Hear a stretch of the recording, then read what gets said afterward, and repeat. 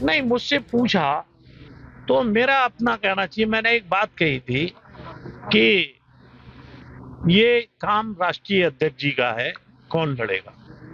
तो मैंने अगर वो कहेंगे मुझसे तो मैं उन्हें स्वतः सीट खाली कर दूंगा, लेकिन मेरी बात को तोड़ मरोड़ दिया थोड़ा सा।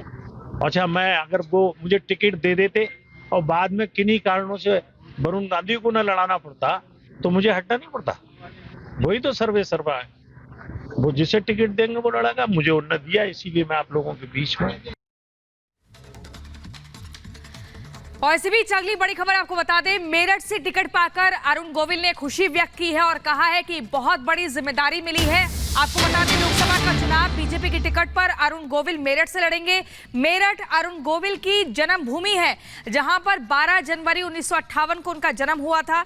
अपने लोगों की सेवा करने का मौका मिला, गोविल की तरफ से कहा गया। सेवा करने का रूप बदल गया है। मेरठ के दृश्य आंखों के सामने घूम रहे हैं।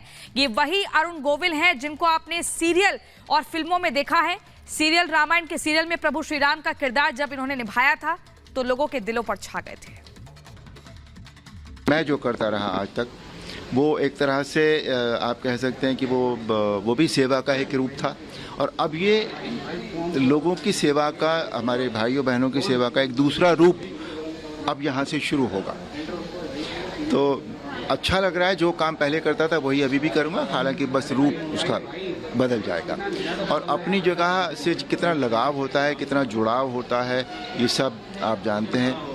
मैं 2-3 साल पहले लास्ट टाइम जब मेरठ गया था तो वहाँ के मतलब आज जब से ये हुआ है कि मुझे मेरठ से चुनाव लड़ना है, तब से वहाँ का मेरा पुराना घर, मेरे जिन गलियों में, जिन कूचों में, जिन स्कूल्स में मैं पढ़ा हूँ, वो सारे मेरी नज़रों के सामने जो है वो घूम रहे हैं। इसी खबर पर लखनऊ से हमारे संवाददाता राघवेंद्र हमारे साथ जुड़ गए हैं। राघवेंद्र, अरुण गोविल को मेरठ से बीजेपी ने उतारा है चुनावी मैदान में। अब तक प्रभु श्री राम के तौर पर लोगों के जहन में उनकी छवि थी, लेकिन अब राजनेता के तौर पर भी देखेंगे। मेरठ उनकी जन्मभूमि है, लेकिन शाहजहांपुर में उनका बचपन बीता है। लोगों के बीच किस तरह का संदेश पहुंचा और किस तरह से वो अपनी प्रतिक्रियाओं को व्यक्त कर रहे हैं?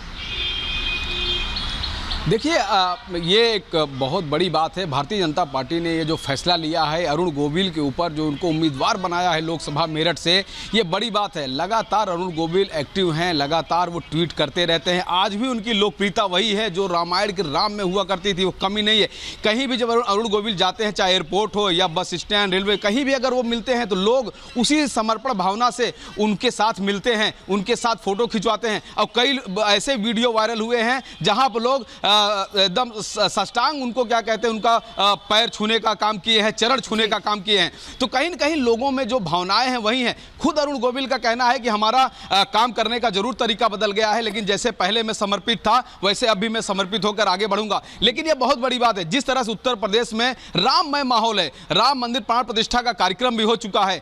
खुद अरुण गोविल भगवान राम, जो दुनिया का सबसे लोकप्रिय एक सीरियल रहा है, उसके वो एक प्रमुख पात्र हैं, भगवान राम के पात्र के रूप में रहे। और चुनावों में कितना असर डालती है ये भी देखना होगा। राघवेंद्र, बहुत शुक्रिया आपका। एक और जानकारी आपको देते हैं दिल्ली से जुड़ी हुई, जहां अरविंद केजरीवाल की गिरफ्तारी के बाद दिल्ली विधानसभा का विशेष सत्र यहां पहली बार बुला लिया गया है। तो दिल्ली विधानसभा का विशेष सत्र बुलाया गया है, कल बुलाया गया है, और उसके पहले हमने देखा था कि किस तरीके से सड़कों पर आम आदमी पार्टी हर दिन उतर रही है। आम आदमी पार्टी का कहना है कि कोर्ट से लेकर के सड़क तक हम लड़ाई लड़ेंगे। ऐसे में कल दिल्ली विधानसभा के विशेष सत्र में क्या कुछ खास रहता है, ये भी देखने वाली बात होगी। सुजाता, बिल्कुल। तो आपको बता दें कि दरअसल जब गिरफ्तारी हुई थी उस दौरान भी इस तरह की बात कही गई थी, हालांकि उसे टाल दिया गया था।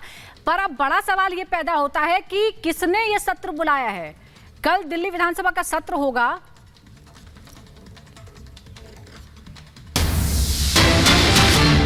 इधर बीजेपी का विपक्ष पर तीखा हमला, विभाजनकारी बयान दे रहा है विपक्ष। बीजेपी की तरफ से कहा गया है हार के डर से परेशान है। सुधांशु त्रिवेदी ने कहा है पीएम के खिलाफ अभद्र टिप्पणियां की जा रही हैं क्योंकि विभाजन करना चाहता है, परेशान है विपक्ष, और इसी तरह से अभद्र टिप्पणियां की जा रही हैं। विभाजनकारी बयान देने का आरोप सुधांशु त्रिवेदी ने लगाया है। यह भी कहा है कि हार की डर से हताश है और इसीलिए इस तरह के बयान दिए जा रहे हैं। लोकसभा चुनाव की प्रक्रिया जो जो आगे बढ़ती जा रही है, त्यों अपनी हार को निश्चय देखते हुए इंडी गठबंधन के नेताओं की निराशा, हताशा और कुंठा इस तथाकथित मोहब्बत की दुकान के अंदर से एक जहरीली जुबान के रूप में सामने आती जा रही है। पहले भी प्रधानमंत्री श्री नरेंद्र मोदी जी के प्रति एहसास कमतरी यानी इंफीरियरिटी कॉम्प्लेक्स, ईर्ष्या और ग्लानि के कारण अनेक प्रकार के आपत्तिजनक, अभद्र, निंदनीय बयान दिए गए, परंतु अब ऐसा प्रतीत होता है कि इस तथाकथित मोहब्बत की दुकान में सिर्फ जहरीले सामान ही नहीं है, ये किसी सियासी फरमान का हिस्सा है। मतलब there is a possibility of a political dictate which is being given from the top to carry on giving these type of dastardly statements not only against Prime Minister Shri Narendra Modi ji but going to the extent of creating a divisive mindset among the people of the country। यानी अब सिर्फ प्रधानमंत्री श्री नरेंद्र मोदी जी के प्रति अवमानना और इसके बयान से आगे बढ़कर भारत के अंदर विभेदकारी, विभाजनकारी ट्विटर पर मेरा नाम का दुरुपयोग करके एक पैरोडी अकाउंट चलाया जा रहा है, सुप्रिया पैरोडी के नाम से। भले ही सुप्रिया श्रीनेती जी अभी डिनाई कर लें, इनकार कर लें कि उनका अकाउंट हैक हुआ है, ये ऐसी घिनौनी सोच है, ये अस्वीकार्य है, परंतु ये कांग्रेस की मानसिकता को झलकाता है। और इसी के साथ कंगना रनौत पर जिस तरीके से सुप्रिया श्रीनेत ने बयानबाजी की, उससे लेकर के कंगना रनौत का बयान सामने आया, जिन्होंने कहा है कि हर महिला का सम्मान होना चाहिए, किसी भी महिला के साथ इस तरीके से व्यवहार नहीं किया जाना चाहिए। सुप्रिया श्रीनेत ने बेहद भद्दी टिप्पणी की थी। अब यहाँ कहा गया है कंगना रनौत की तरफ से कि पेशे के आधार पर अपमान गलत है, अभद्र टिप्पणी से मुझे दुख पहुंचा, मैंने अपना जवाब दे दिया है, आज जेपी नड्डा से होगी मुलाकात और पार्टी के निर्देशों का पालन करूंगी, ये भी कंगना रनौत कहते हुए नजर आई है। भी हमने जो है उस पर रिएक्शन दिया है। मेरी जो है, मुझे नड्डा जी ने दिल्ली बुलाया है, उनसे मीटिंग होने के बाद ही मैं कोई प्रतिक्रिया आगे दे पाऊंगी। और आप मंडी से चुनाव लड़ रहे हैं, कितनी तैयारी है कंगना जी आपकी?